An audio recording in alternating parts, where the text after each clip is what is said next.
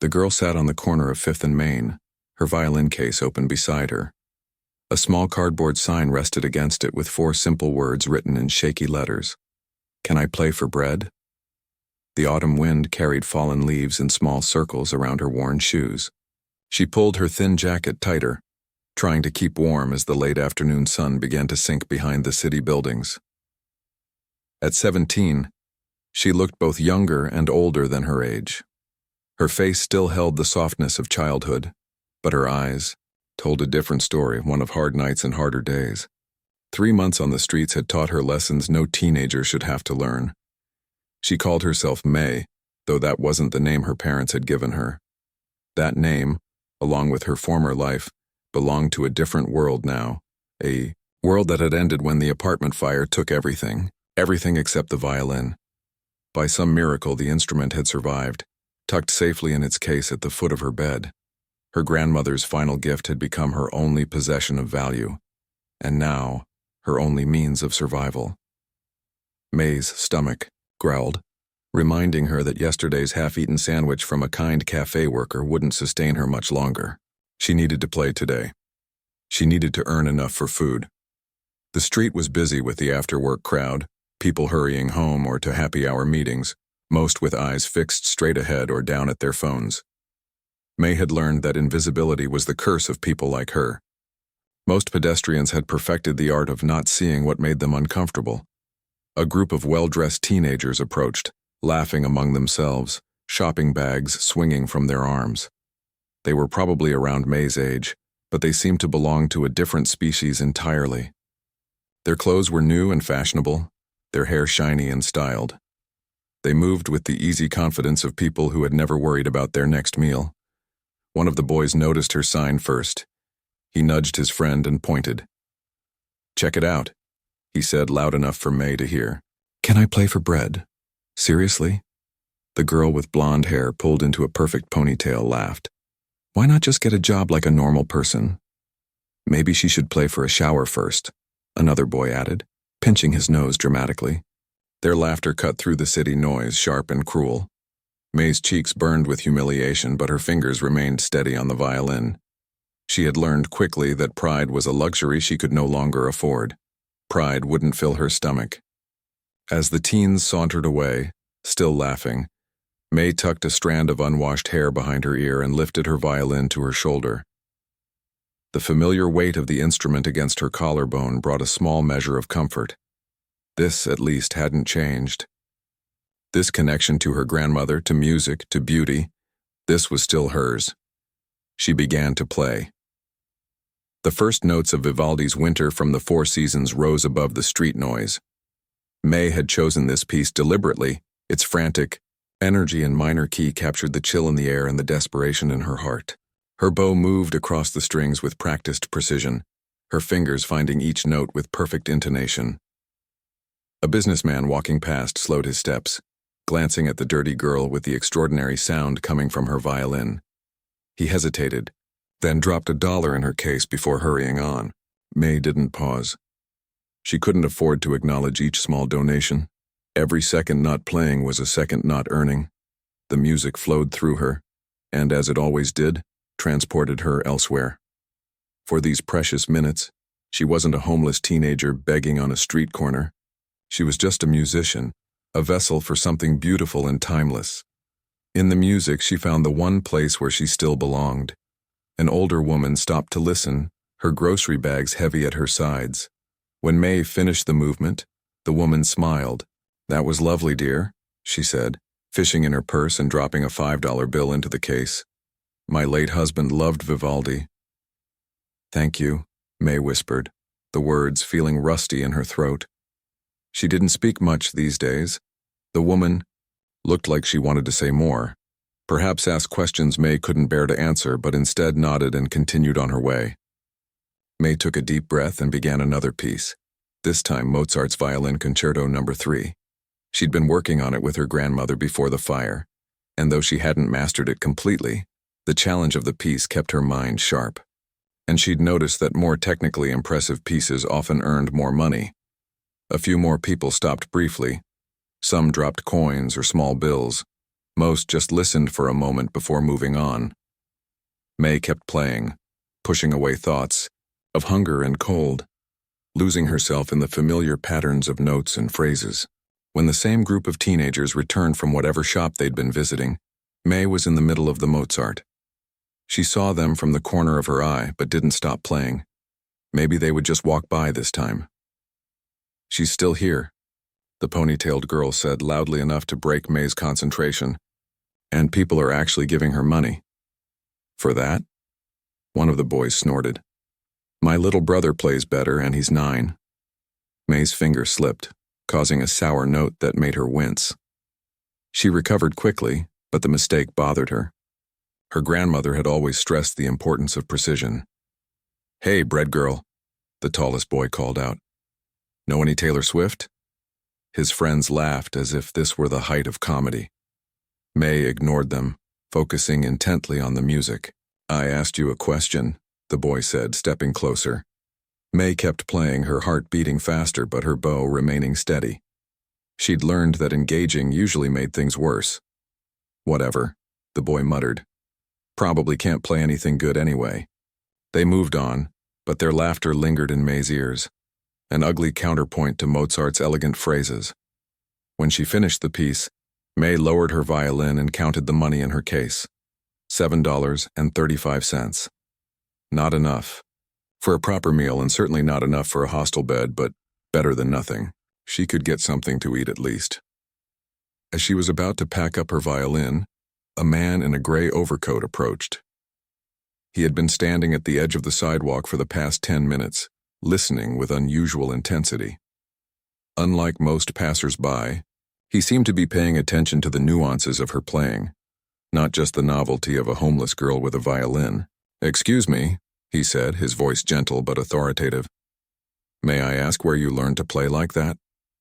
May eyed him warily, weighing whether to engage or not.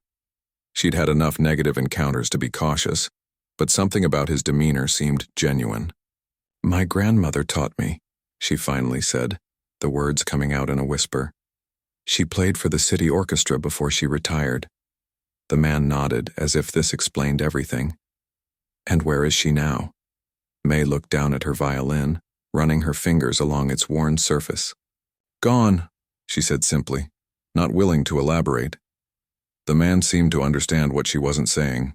He reached into his pocket and pulled out a business card, offering it to her. "My name is Theodore Harlow," he said. "I'm the director of Westridge Conservatory of Music." May took the card cautiously, as if it might burn her fingers. The thick cream-colored paper felt expensive, with navy blue lettering that announced his name and title, along with the conservatory's contact information. "We have an upcoming scholarship audition next week, Mr." Harlow continued. "Based on what I just heard, you should come." May gave a short, bitter laugh. "Right. I'll just shower in the park fountain and press my concert dress under a bus." Mr. Harlow's expression didn't change at her sarcasm.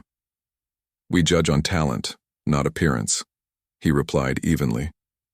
"But if you need assistance preparing, I can arrange it." May studied him suspiciously. She'd learned the hard way that offers of help often came with hidden costs, especially for girls on their own. "Why would you do that for someone like me?" she asked, unable to keep the distrust from her voice. "Because talent like yours doesn't belong on street corners," Mr. Harlow said simply. "It belongs in concert halls." Before May could respond, Mr. Harlow reached into his wallet and pulled out 3 $20 bills, placing them carefully in her violin case. "Consider it an investment," he said.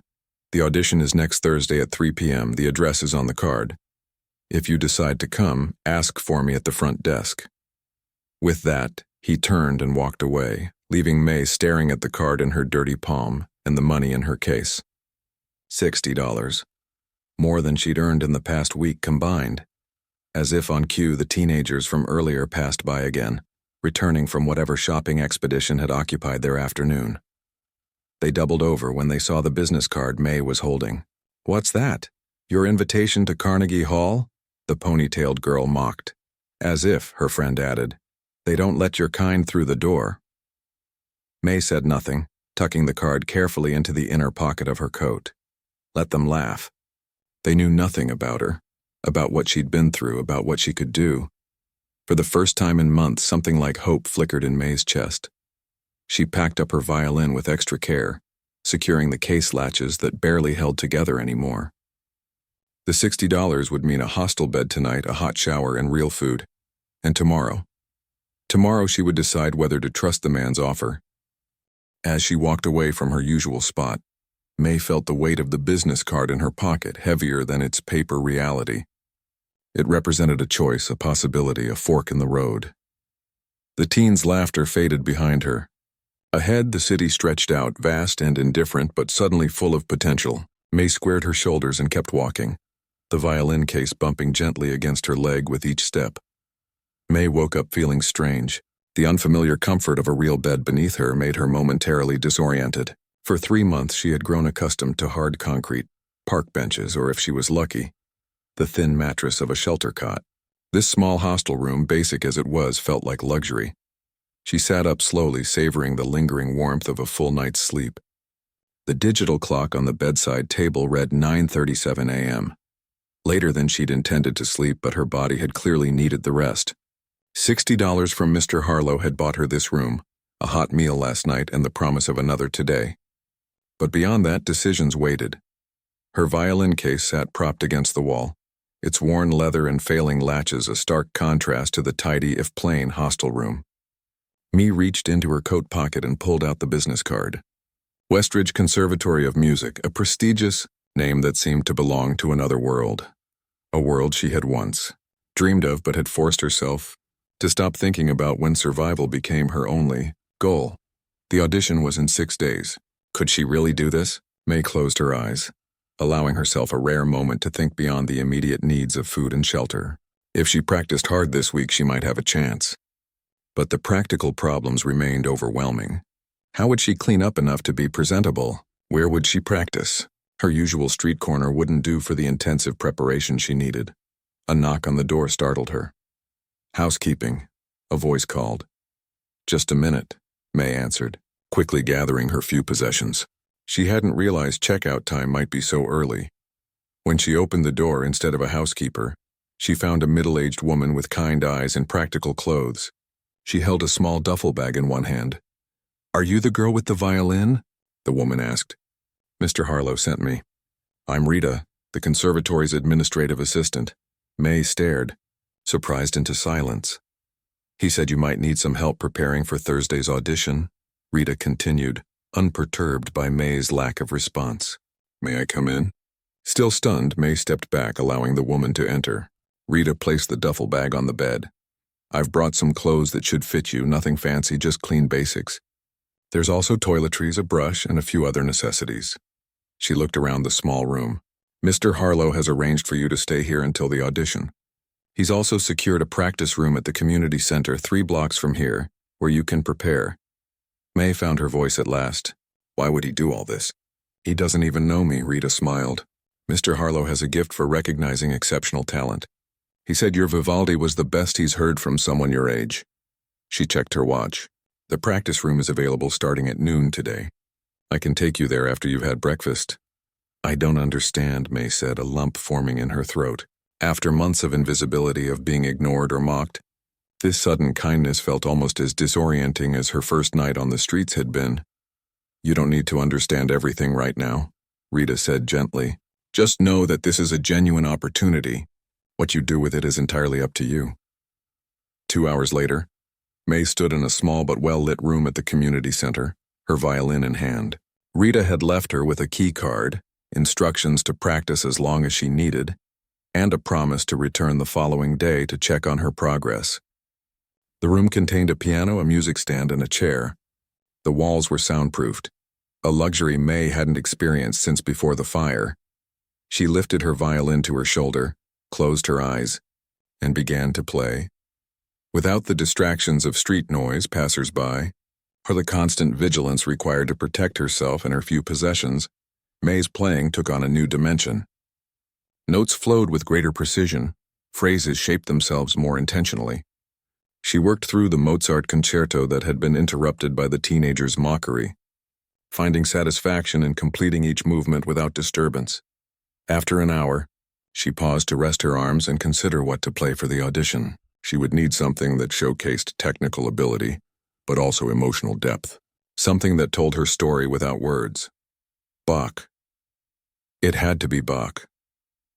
May began the opening notes of the chaconne from Partita No. 2, one of the most challenging pieces in the violin repertoire. It demanded everything a violinist had to give: technical precision, emotional intelligence, physical stamina, and spiritual connection. Her grandmother had introduced her to the piece when May was 15, saying, "This is for later, when you've lived enough to understand it." At the time, May hadn't fully grasped her meaning. Now, after losing everything, after experiencing hunger and fear and loneliness beyond what she'd imagined possible, the music spoke to her differently. Bach had written it after returning home to find his beloved wife had died unexpectedly in his absence. The piece was a monument to grief, to survival, to finding beauty amid devastating loss. All things May now understood intimately. Her bow moved across the strings, drawing out the mournful opening theme. As she played, memories of her grandmother flooded back, not just the music lessons, but the small moments, cooking together in their tiny kitchen, listening to old records on Sunday afternoons, walking in the park as her grandmother pointed out different bird songs. May's fingers faltered on a difficult passage, and she stopped, frustrated. The piece was ambitious, perhaps too ambitious for the time she had, but something told her this was the right choice, that this music would speak for her when words could not. She began again, working through the difficult section slowly, then gradually increasing the tempo. Time disappeared as she practiced, lost in the intricate architecture of Bach's masterpiece. When she finally lowered her violin, the shadows in the room had lengthened. Her arms ached, and her fingertips were sore despite their calluses. The digital clock on the wall showed 7:15 p.m. She had been practicing for nearly 7 hours, with only brief breaks. As May carefully placed her violin back in its case, she realized that for those hours she hadn't thought once about being homeless or hungry or afraid. The music had given her back something she had lost on the streets: the ability to think beyond mere survival. She locked the practice room behind her and walked back to the hostel, her mind still filled with Bach. The evening air felt different somehow, as if the world had shifted slightly on its axis. For the first time in months, she was working towards something rather than just trying to make it through another day. The next morning, Rita returned as promised, bringing sheet music, rosin for May's bow, and news that Mr. Harlow wanted to hear her progress the following afternoon. "He doesn't usually take such a personal interest in audition candidates," Rita explained as they walked together to the practice room. "But he believes you're something special." May felt the weight of those expectations as she practiced that day. What if Mr. Harlow had overestimated her abilities? What if she couldn't live up to his belief in her talent? These doubts followed her until Mr. Harlow himself appeared at the practice room door the next day. He listened intently as she played the first section of the chaconne, his expression unreadable. When she finished, he was silent for a long moment. "The Bach is an ambitious choice," he finally said. May's heart sank. "Too ambitious?" "Not at all," Mr. Harlow replied. "It's exactly right. You understand this piece in a way many seasoned performers don't." He paused. "But there's something holding you back. You're playing perfectly, but you're not fully committing to the emotional content." May stared at her violin, unsure how to respond. "The composer wrote this after experiencing profound loss," Mr. Harlow continued. "It's a journey through grief to something like acceptance. You've experienced loss too, haven't you?" The direct question caught May off guard. She nodded, not trusting her voice. "Then play that," he said simply. "Don't just play the notes. Play your story." After he left, May stood motionless for several minutes, his words echoing in her mind. Play your story. Could she do that? Could she pour the pain of losing her grandmother, her home, her former life into Bach's notes? The idea terrified her. She had survived by keeping those feelings locked away, focusing only on making it through each day. But as she raised her violin once more and began to play, she made a different choice. Instead of holding back, she let the music break through the walls she had built. The notes became carriers for her grief, her loneliness, her fear, but also her resilience, her determination, and the small, persistent flame of hope that Mr. Harlow's unexpected kindness had rekindled. When she finished playing, tears streamed down her face. The room seemed to vibrate with the echoes of what she had expressed. For the first time since the fire, May had allowed herself to feel the full weight of her loss, and somehow, the burden seemed lighter for having been shared, even if only with an empty room and a 300-year-old piece of music. She practiced with renewed purpose over the next days, letting the Bach become a vessel for her emotions. Rita brought her a simple black dress and shoes for the audition. The community center allowed her to store her few possessions in a locker while she stayed at the hostel. The night before the audition, May lay awake, her thoughts racing. Tomorrow would determine whether this brief respite from street life would lead to something more lasting or simply become a bittersweet memory before she returned to her corner. With the cardboard sign, whatever happened, she knew she would play her heart out. She would tell her story through box notes. She would honor her grandmother's teaching and the music that had sustained her through the darkest days. As she finally drifted toward sleep, Mee realized that Mr. Harlow had already given her something precious. Regardless of the audition's outcome, for the first time in months, she was thinking about the future.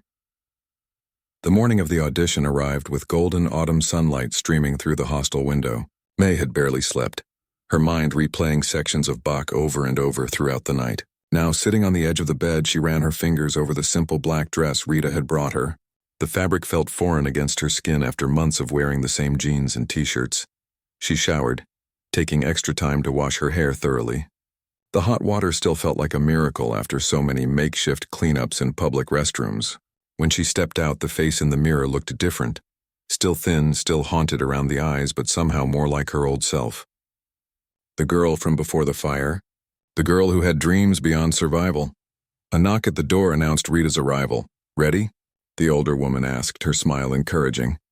May nodded, though her stomach twisted with nerves. "As ready as I'll ever be." The Westridge Conservatory building took May's breath away.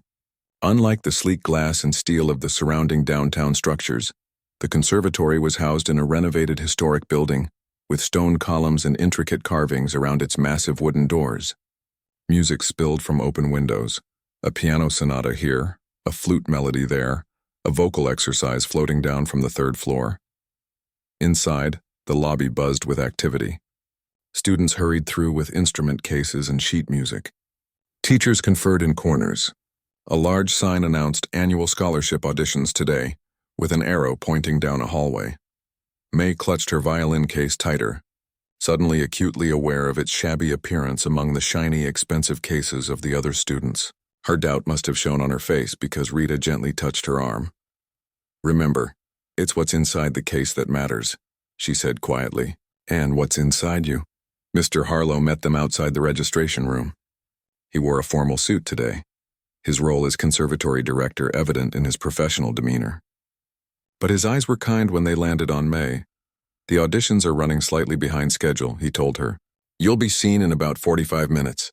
There's a practice room you can use until then." He handed her a key with a room number. "Just to warm up. Don't tire yourself out." As May walked toward the practice room, she passed other audition candidates.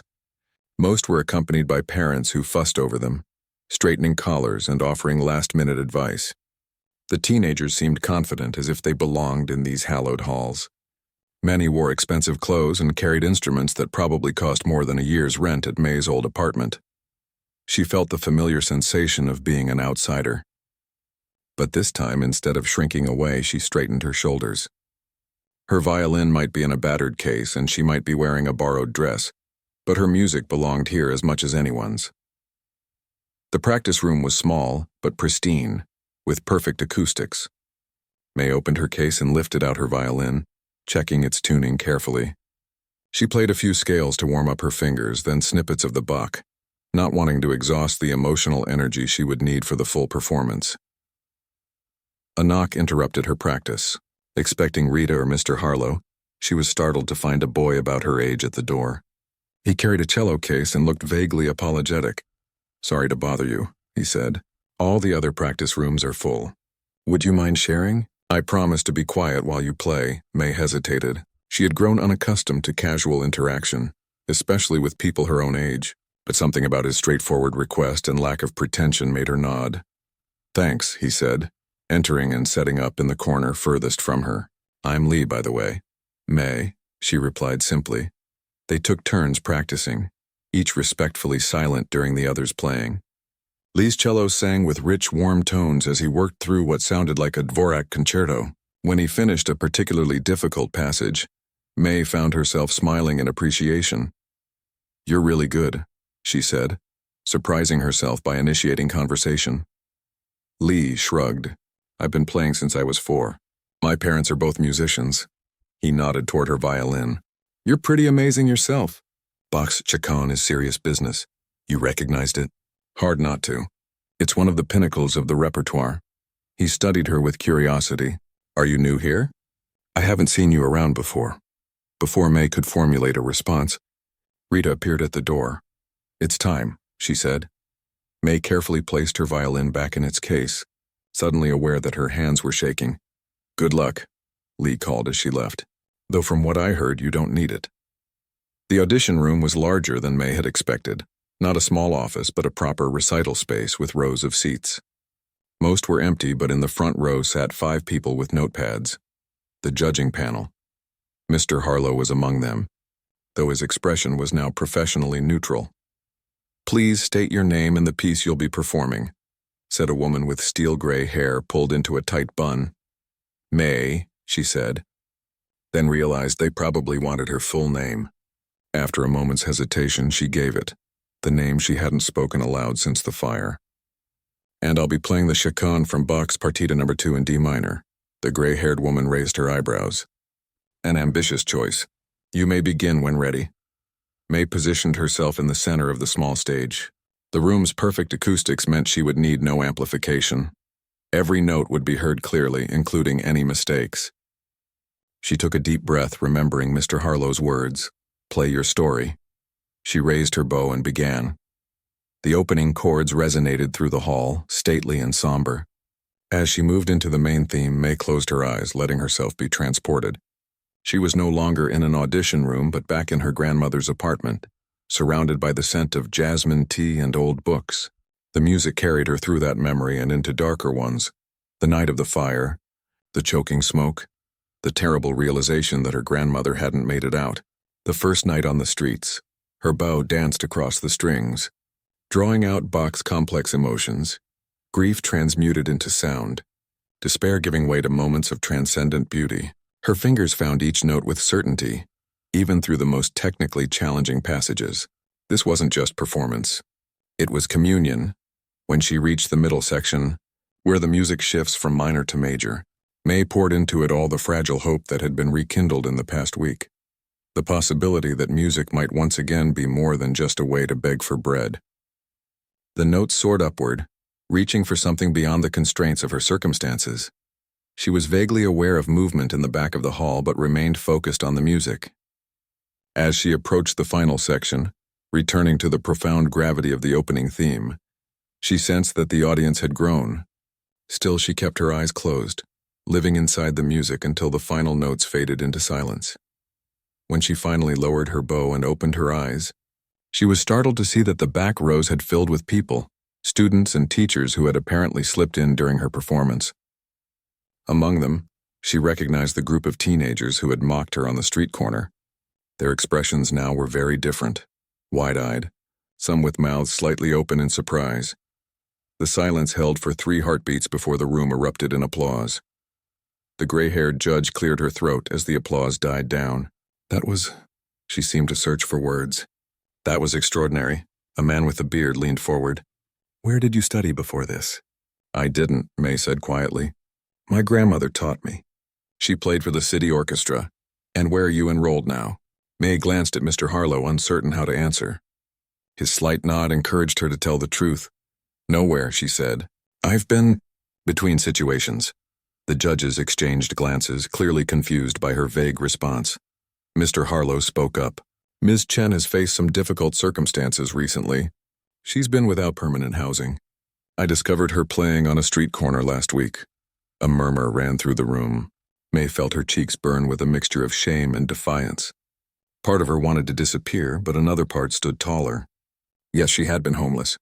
Yes, she had played for bread. But she had also just played box chacon in a way that had silenced a room full of musicians, and no one could take that away from her. The gray-haired judge studied May with new interest. Well, Ms. Chen, I think I speak for the entire panel when I say we would be very interested in discussing your future at Westridge. She made a note on her pad. We'll be in touch very soon. As May carefully placed her violin back in its case, she felt strangely calm. Whatever happened next, she had played her heart out. She had honored her grandmother's teaching. She had told her story through box notes. For now, that was enough. Rita was waiting outside the audition room, her face splitting into a wide smile when she saw May. I snuck in the back, she admitted. May, that was... There are no words. Before May could respond, she found herself surrounded by students who had been in the audience, all talking at once, asking questions, offering congratulations. Among them was Lee, the cellist from the practice room. That was unbelievable, he said. Where did you come from? May caught sight of the teenagers who had mocked her, hovering at the edge of the group. The ponytailed girl stepped forward, her expression a mixture of embarrassment and admiration. You're the girl from 5th Street, she said, with the sign about bread. The others fell silent. Yes, May replied simply. The girl looked down at her expensive shoes. I didn't know. I never thought... She struggled to find words. You play like nothing I've ever heard. It wasn't quite an apology, but May could see the genuine shock in the girl's face, the realization that she had judged something precious based on its tattered container. Mr. Harlow appeared at May's elbow. The committee would like to speak with you privately, he said. If you'll come with me? As May followed him down the hallway, she felt as though she were walking between two worlds. The desperate one she had inhabited for the past 3 months, and a new one that was just beginning to take shape around her. Whatever the committee wanted to discuss, she knew something fundamental had changed. For the first time since the fire, she dared to think not just about tomorrow, but about next week, next month, next year. The future, which had contracted to the size of her next meal, suddenly expanded before her, full of possibility. Mr. Harlow led May into a small conference room where the judges had gathered. Their faces were serious but not unkind as they gestured for her to take a seat. May perched on the edge of the chair, her violin case clutched in her lap like a shield. Ms. Chen, the gray-haired woman began, my name is Dr. Liu. I'm the head of the string department here at Westridge. She gestured to the others. We've been conducting these scholarship auditions for 27 years, and I can say without exaggeration that your performance was one of the most remarkable we've ever witnessed. May blinked, unsure how to respond to such praise. However, Dr. Liu continued, we have some concerns about your situation. She glanced at Mr. Harlow. Theodore tells us you've been living on the streets? May's fingers tightened around the handle of her violin case. Yes, she said quietly. Since the fire 3 months ago. Fire? One of the other judges asked. My grandmother and I lived together in an apartment on the east side. There was an electrical fire while I was at the library. May's voice remained steady, though each word cost her effort. She didn't make it out. I wasn't there to help her. The room fell silent. May had never spoken these words aloud before, had barely allowed herself to think them. The guilt that had been her constant companion these past months hung heavy in the air. I'm so sorry for your loss, Dr. Liu said, her stern demeanor softening. And you've had no other family to turn to? May shook her head. My parents died when I was small. Grandmother raised me. What about social services? Surely as a minor... I'm 18, May interrupted. Just barely. My birthday was 2 weeks after the fire. Mr. Harlow leaned forward. I believe we're getting off track, he said gently. Ms. Chen's current circumstances, while concerning, are not why we're here. We're here to discuss her extraordinary talent and what Westridge can offer her. Dr. Liu nodded. You're right, of course. She turned back to May. Ms. Chen, we would like to offer you a full scholarship to study at Westridge, effective immediately. May's breath caught. She had allowed herself to hope for some financial aid, perhaps a partial scholarship. But this, the scholarship covers tuition, required materials, and Dr. Liu consulted a paper in front of her. A housing stipend for dormitory accommodation. There's more, Mr. Harlow added. Dr. Yamamoto has offered to take you on as a private student. The bearded man nodded. It would be my privilege, he said. May looked from face to face, searching for the catch, the hidden cost. She had learned on the streets that nothing came without strings attached. Why? She finally asked. Why would you do all this for me? Dr. Liu's answer was simple. Because talent like yours comes along perhaps once in a generation. And because music saved you once already, didn't it? When you had nothing else. May thought of those desperate first days after the fire, how her violin had been both comfort and lifeline. She nodded slowly. This is a lot to take in, Mr. Harlow acknowledged. You don't need to give us an answer today. Take some time to— Yes, May interrupted. My answer is yes. For the first time in 3 months, the path ahead of her was clear. There was no decision to make. The next weeks passed in a whirlwind. May moved into a small but comfortable dormitory room, acquired used textbooks, and began classes a month into the fall semester. The workload was intense, but after surviving on the streets, academic challenges felt manageable, even welcome. Dr. Yamamoto proved to be a demanding but insightful teacher. During their private lessons, he pushed May beyond what she thought possible, assigning repertoire that stretched her technically and emotionally. Your life experience gives your playing depth, he told her. Now we must build the technique to fully express that depth. Socially, things were more complicated. Word had spread about the homeless girl with the extraordinary talent, and May found herself the subject of curious stares and whispered conversations. Some students were openly welcoming, like Lee, the cellist she'd met on audition day, who invited her to join his chamber music group. Others kept their distance, as if homelessness might be contagious. The most difficult encounter came 2 weeks after classes began. May was practicing in one of the small rooms when there was a knock at the door. She opened it to find the ponytailed girl who had mocked her on the street corner. Hi, the girl said awkwardly. I'm Kira, Can we talk for a minute? May hesitated, then stepped back to allow her in. Kira stood stiffly in the center of the room, her designer backpack clutched to her chest. I wanted to apologize, she said, the words coming out in a rush, for how my friends and I treated you that day. It was cruel and I felt terrible about it. May set her violin carefully in its case. Why did you do it? She asked, genuinely curious. Kira looked down. I don't know. Because it was easy? Because you were different? Because it made me feel better about myself for a moment? She shook her head. None of those are good reasons. No, May agreed. They're not. Anyway, I'm sorry, Kira said. And I'm glad you're here now. Your playing at the audition was incredible. It wasn't quite friendship, but it was something, an acknowledgement, a bridge across the vast gulf of experience that separated them. As the semester progressed, May found herself slowly adapting to her new life. The routine of classes, practice, meals in the dining hall, and study sessions in the library began to feel normal. Her playing improved rapidly under Dr. Yamamoto's guidance, and she was selected to perform in the winter showcase, a rare honor for a first-year student. Yet at night, alone in her dormitory room, May often found herself jolted awake by nightmares of the fire, of those desperate months on the streets, of her grandmother calling for help that never came. On those nights, she would pick up her violin and play softly, letting the music soothe what words could not touch. It was after one such night, bleary-eyed from lack of sleep, that May bumped into Rita in the conservatory hallway. Look at you, Rita said warmly. A proper student now. May smiled, genuinely happy to see the woman who had helped her prepare for the audition. I owe you so much. You and Mr. Harlow. Rita waved away her thanks. How are you settling in, really? Something about Rita's direct gaze made May answer honestly. It's one strange. I have everything I need now, food, shelter, classes, music. I should be happy all the time. But I still wake up panicking, thinking I'm back on the streets. Or I feel guilty for being here when my grandmother isn't.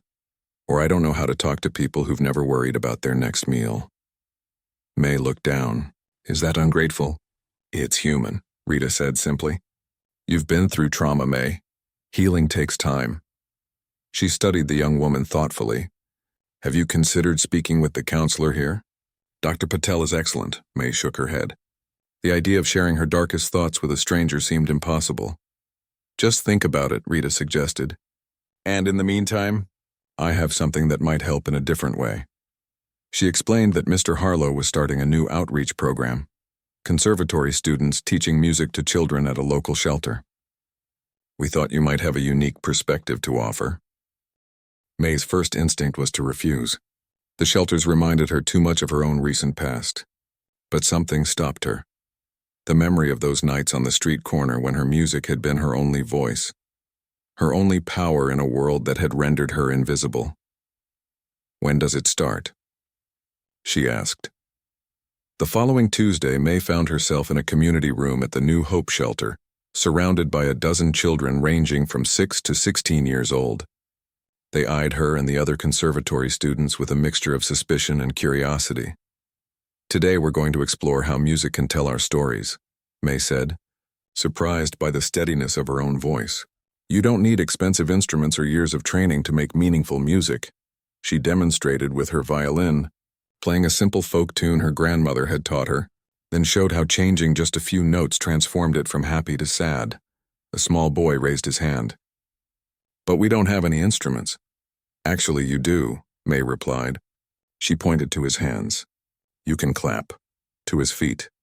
"You can stomp." To his voice. "You can sing or hum or whistle." The children looked skeptical, but May persisted. By the end of the hour, they had created a simple rhythm piece together, with different groups creating patterns that interwove and complemented each other. "Next week," May promised, "we'll add some real instruments. Nothing fancy, but enough to make some noise." As she packed up her violin, May noticed a teenage girl hanging back, watching her intently. "You're her, aren't you?" the girl asked.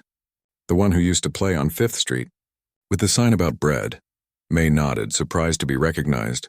"I used to see you there sometimes," the girl continued. "I'm staying here with my mom right now.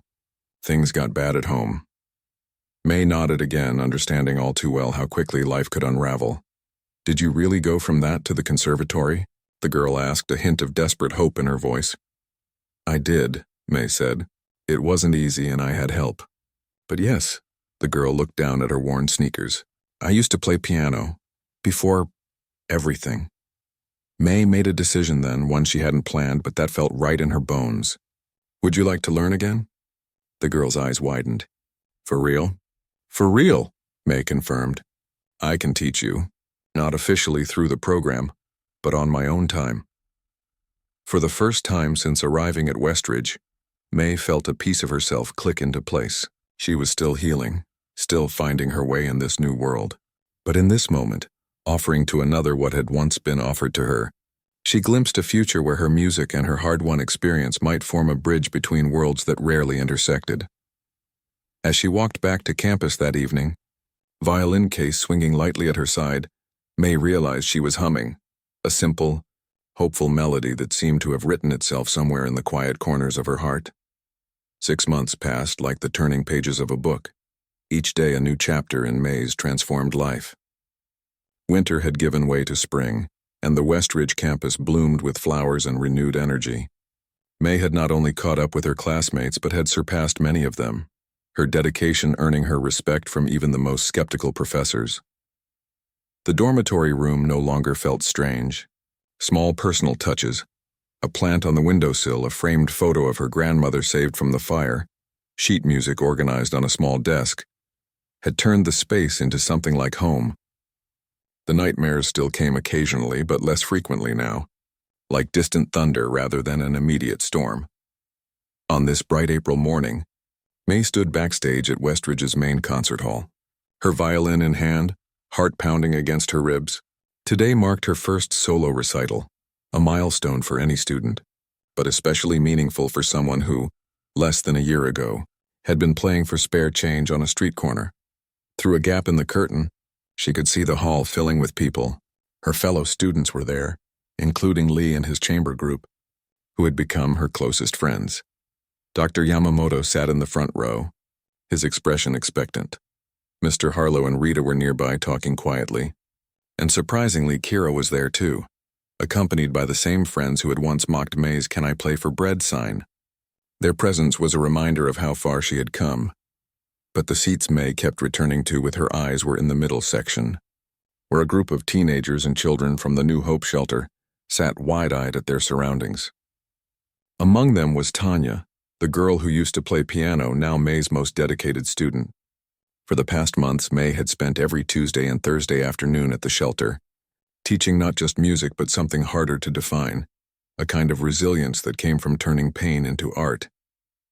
5 minutes? Ms. Chen, the stage manager whispered. Breaking into her thoughts, May nodded, taking slow, deep breaths the way Dr. Yamamoto had taught her. The program she'd chosen was demanding, starting with Bach's Chaconne, the piece that had won her a place at Westridge, followed by works that showcased different aspects of her rapidly developing technique. But it was the final piece that made her most nervous, a composition of her own, something she'd been working on in secret for months.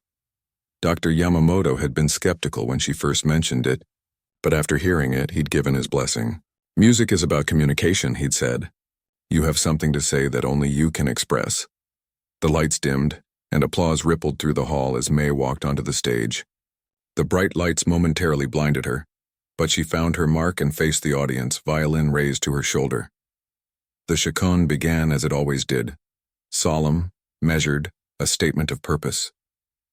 But as May played, she realized how differently she interpreted it now compared to her audition day. Then it had been a vessel for her grief and loss. Now, while those emotions remained, they were joined by others: gratitude, hope, even moments of joy. The music hadn't changed, but she had. She moved through the program with growing confidence. When she made a small mistake in the Paganini Caprice, she didn't panic as she once might have, but simply breathed and continued, the error becoming just another color in the musical canvas. Finally, it was time for her own composition. May stepped forward to the microphone that had been set up for this purpose. This final piece is called Bread and Roses, she said, her voice soft but clear. It's dedicated to my grandmother, who taught me that music can save you when nothing else can, and to everyone who has ever felt invisible, but kept playing anyway. She began with a simple folk melody, the one she had often played on street corners when asking for bread. The tune was straightforward, almost childlike in its simplicity. But then it began to transform, growing more complex, weaving in fragments of Bach, hints of the classical pieces she'd studied with her grandmother, and elements that were entirely her own, driving rhythms that spoke of city streets, haunting minor passages that evoked loss, and finally, a soaring theme that seemed to reach toward something beyond hardship, beyond survival, toward a kind of transcendence. As the final notes faded into silence, May lowered her bow and looked out at the audience. For a moment, no one moved or made a sound. Then, as if a spell had broken, the hall erupted in applause. People rose to their feet, some wiping away tears.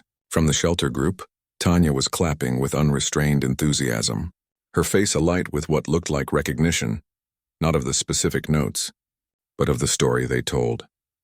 The reception afterward was held in the conservatory's grand foyer. People crowded around May, offering congratulations and asking about her composition. Dr. Yamamoto beamed with teacher's pride. You found your voice, he told her.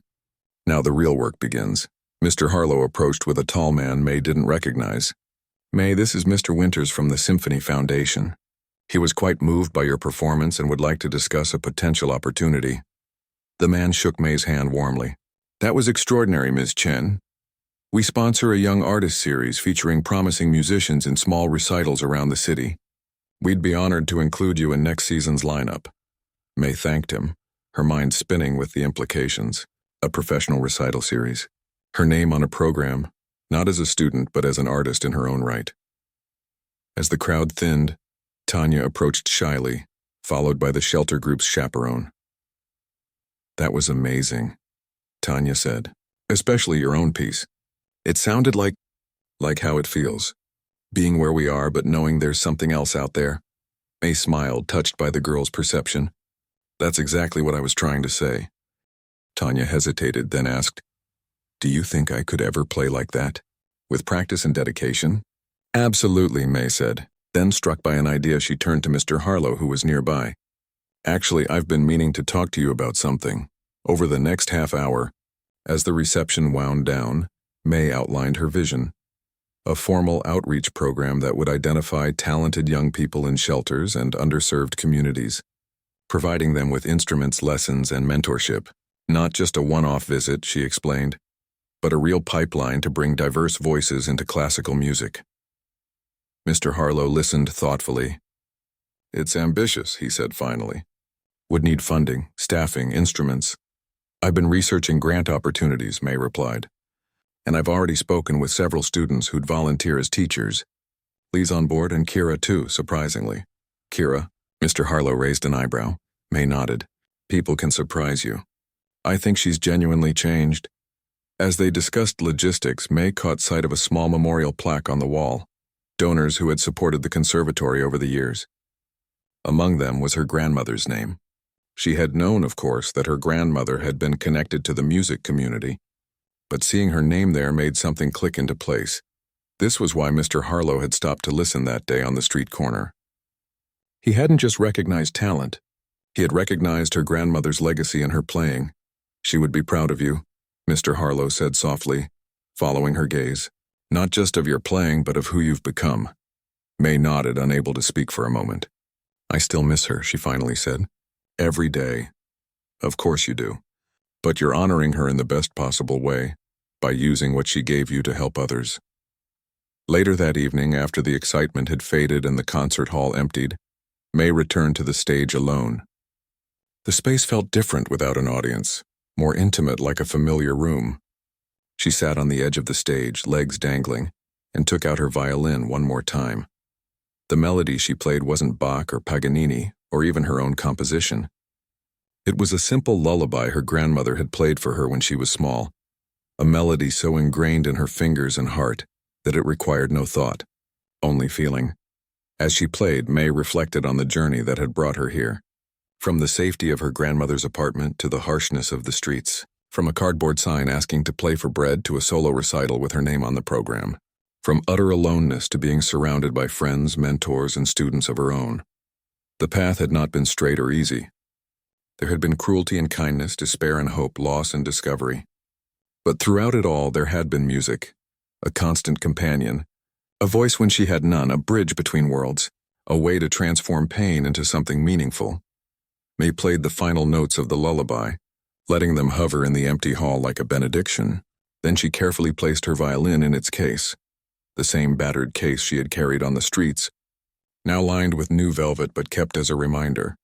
Tomorrow would bring new challenges, classes, practice teaching at the shelter, developing her outreach program. The journey was far from over. But tonight, in the quiet of the empty concert hall, May allowed herself to feel a simple truth. She was no longer just surviving. She was living. And through her music, she was helping others find their way from bread to roses, from mere existence to a life of meaning and beauty. As she closed the violin case and stood up, May thought she felt just for a moment her grandmother's presence, not as a ghost, but as an echo, a continuation, a melody passed from one generation to the next, changing but unbroken. She switched off the stage lights and walked toward the exit, her footsteps sure in the darkness, guided by a path she was creating with each step forward.